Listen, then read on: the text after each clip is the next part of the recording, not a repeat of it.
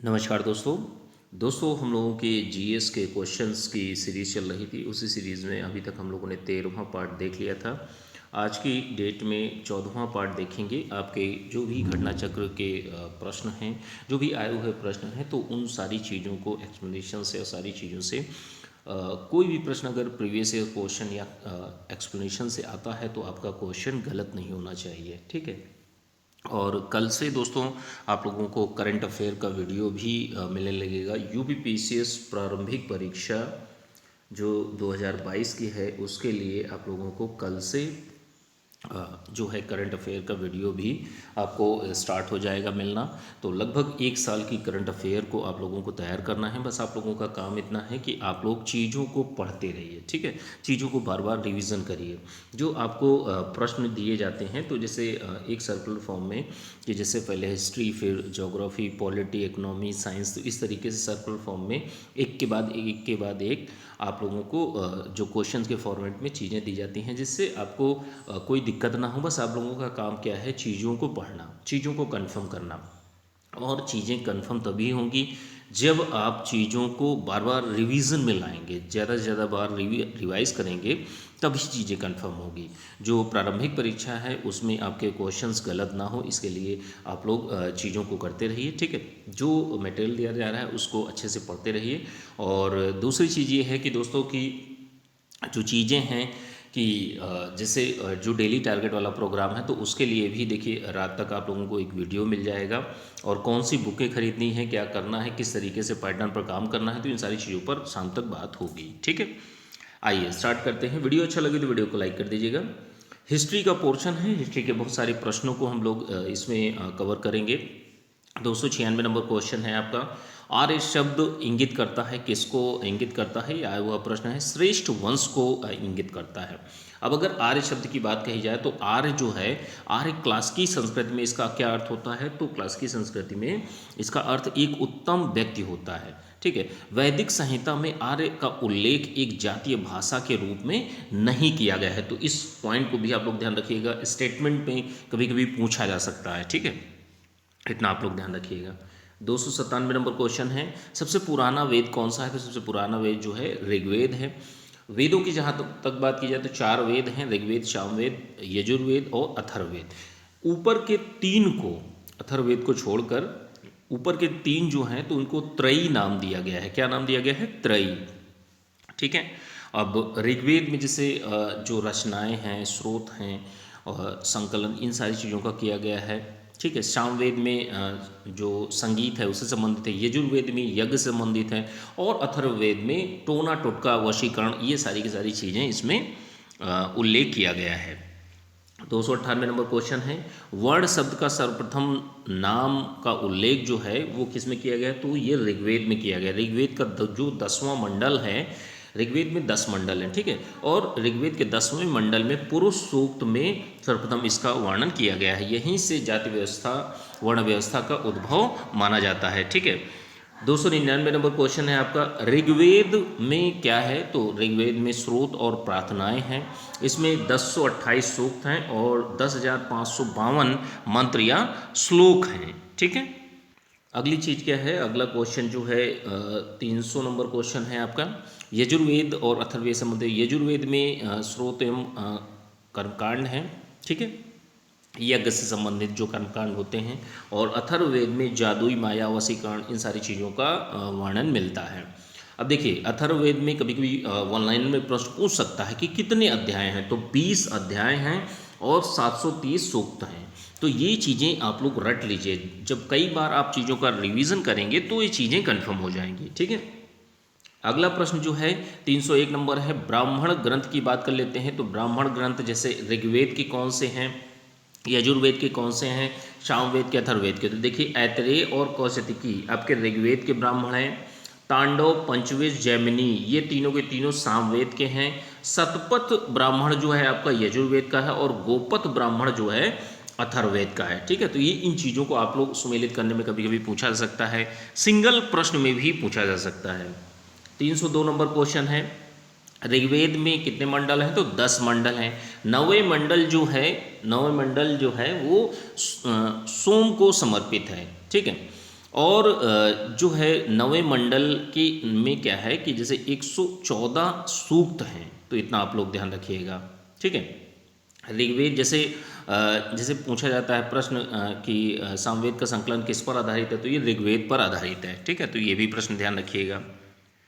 अगला क्वेश्चन जो है 303 नंबर क्वेश्चन है, कहाँ से लौह धातु के प्रचलन के प्राचीनतम प्रमाण मिलते हैं, तो प्राचीनतम प्रमाण जो हैं अतरंजी खेड़ा से मिलते हैं, अहिछत्र, श्रावस्ती, आलमगीरपुर, काम्पिल्य, मथुरा और रोपण से मिलते हैं, तो इतनी जगहों से मिलते हैं, कई बार पूछा जा सकता है आगे भी।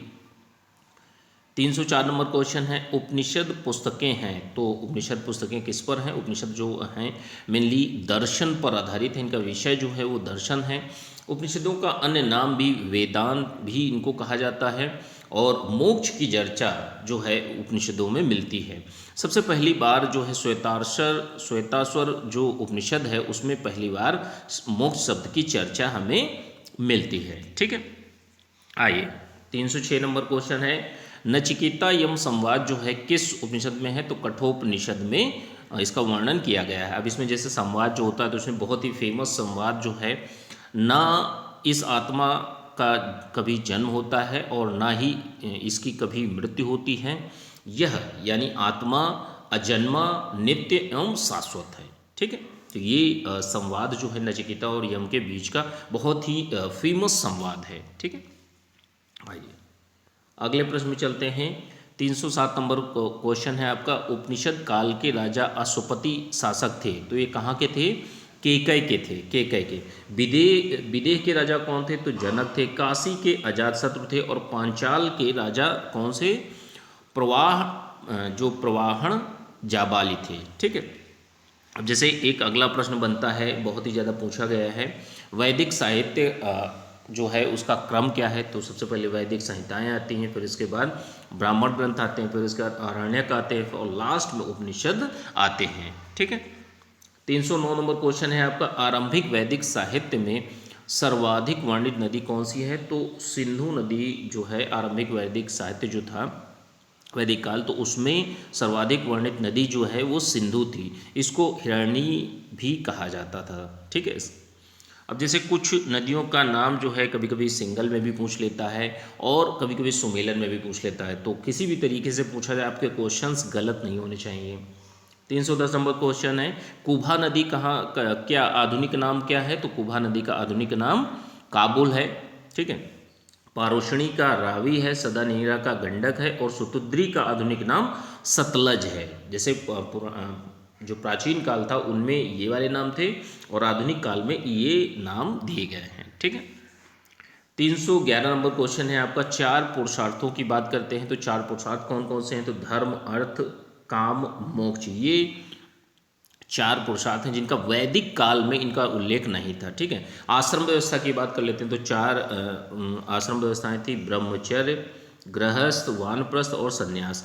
इनका जो विकास होता है वो वेदोत्तर काल में इनका प्रचलन होता है जाकर, और जो आश्रम शब्द है इसकी उत्पत्ति जो है वो श्रम धातु से हुई है। तो ये मोटी मोटी बातें हैं इस प्रश्न से संबंधित। आइए अगले प्रश्न में चलते हैं हम लोग। 312 नंबर क्वेश्चन है, वैदिक सभ्यता में वरुण देवता को नैतिक व्यवस्था का प्रधान माना जाता था, और भारतीय संस्कृति के अंतर्गत ऋत जो है, ऋत का अर्थ क्या होता है, प्राकृतिक नियम से था, ठीक है। तो ये क्वेश्चन है। 313 नंबर क्वेश्चन है, पुरोहित किस देवता को कहा जाता था, तो बृहस्पति को कहा जाता था।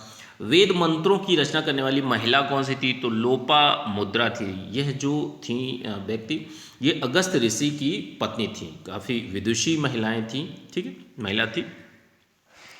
314 नंबर क्वेश्चन है आपका। 314 नंबर क्वेश्चन, ऋग्वैदिक काल में निष्क शब्द का प्रयोग आभूषण था, और परवर्ती काल में इसका अर्थ क्या होता है, तो ये सिक्के के रूप में बाद में प्रयोग होता है। निष्क दो अर्थ हैं, सबसे पहला निष्क आभूषण जो कि गले में पहने जाने वाला हार था एक तरीके से।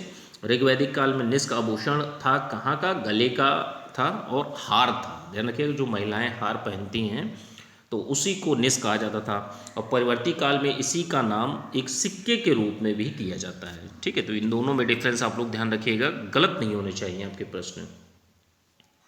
316 नंबर क्वेश्चन है, प्राचीन भारत में निशाका जाने जाते थे, तो निशाका किन के लिए प्रयुक्त होता था? तो स्वर्ण आभूषणों के लिए उच्च मूल्य वाली मुद्रा में माना जाता था। ठीक है। 317 नंबर क्वेश्चन है, बोगज कोई क्यों प्रसिद्ध है? एशिया माइनर में स्थित बोगज कोई अभिलेख जो है यह बहुत ही ज़्यादा इम्पोर्टेंट है, और इसी से पता चलता है कि वैदिक आर्य जो आर्य लोग हैं वो ईरान होकर भारत आते हैं मध्य एशिया से। ठीक है। ऋग्वैदिक काल के देवताओं का उल्लेख मिलता है। जैसे ऋग्वैदिक काल में बहुत सारे देवता थे, तो इन देवताओं में 4 देवताओं का उल्लेख हमें मिलता है, इंद्र का, वरुण, मित्र और नासत्य। तो इन 4 देवताओं का कभी कभी पूछ लिया जाता है कि किस देवता का उल्लेख बोगज के अभिलेख में हुआ है। तो ये चीज़ें आप लोग कन्फर्म रखिएगा। ठीक है। 318 नंबर क्वेश्चन है आपका, आर्यों के आदि देश के बारे में किस व्यक्ति ने लिखा है? तो बाल गंगाधर तिलक ने लिखा है, लेकिन बहुत सारे इतिहासकार जो हैं इनके मत को मानते नहीं हैं। ठीक है। तो ये कुछ बातें हैं इससे संबंधित। 319 नंबर क्वेश्चन है, शतपथ ब्राह्मण में उल्लिखित राजा विदेद माधव से संबंधित ऋषि कौन से थे? तो ऋषि वो थे गौतम रहुगण थे। कौन थे? गौतम रहुगण। अगला प्रश्न जो है 320 नंबर क्वेश्चन है, उत्तर वैदिक काल में किनको आर्य संस्कृति का धुर माना जाता था? जो नगरीकरण की प्रक्रिया जहाँ से शुरुआत होती है और बहुत ही ज़्यादा नगर के रूप में विकसित हुए, तो ये कुरु और पांचाल थे। कौन थे? कुरु और पांचाल। ठीक है। और 321 नंबर क्वेश्चन है, गोत्र शब्द का सर्वप्रथम प्रयोग हुआ है तो कहाँ पर हुआ है? ऋग्वेद में हुआ है। ठीक है। तो ये कुछ मोटे मोटे प्रश्न थे हिस्ट्री के। वैसे हिस्ट्री के बाद ज्योग्राफी आएगी, फिर पॉलिटी आएगी, इकोनॉमी, साइंस, इस तरीके से आपको प्रश्न जो हैं ज़्यादा से ज़्यादा मिलने लगेंगे। और कल से करंट अफेयर भी आप लोगों को मिलने लगेगी। शाम तक जो है वो डेली टारगेट का प्रोग्राम किस तरीके से चलना है उन सारी चीज़ों पर बात करेंगे। ज़्यादा से ज़्यादा आप लोगों को फ्री चीज़ें प्रोवाइड हों, इसके लिए व्यवस्था की जा रही है। ठीक है। और इसकी पीडीएफ जो है आप लोगों को, जो आपका यूपीपीसीएस प्रारंभिक परीक्षा 2022 का ग्रुप चल रहा है, तो उसमें आप लोगों को मिल जाएगी। और जो लोग भी 2021 मेंस का और 22 मेंस का ग्रुप अभी से ज्वाइन करना चाहते हैं तो ज्वाइन कर सकते हैं, अभी से आंसर राइटिंग शुरू कर सकते हैं। ठीक है। तो ये कुछ बातें हैं इससे संबंधित। जो लोग भी इच्छुक हों, कोई जोर जबरदस्ती नहीं है, आपकी इच्छा के ऊपर है। जो लोग भी अपना ग्रुप ज्वाइन करना चाहते हो, पेड ग्रुप ज्वाइन कर सकते हैं। नंबर है 9140085178। इस नंबर पर मैसेज करके आप लोग जानकारी ले सकते हैं। ठीक है। मिलते हैं अगले वीडियो में। Thank you.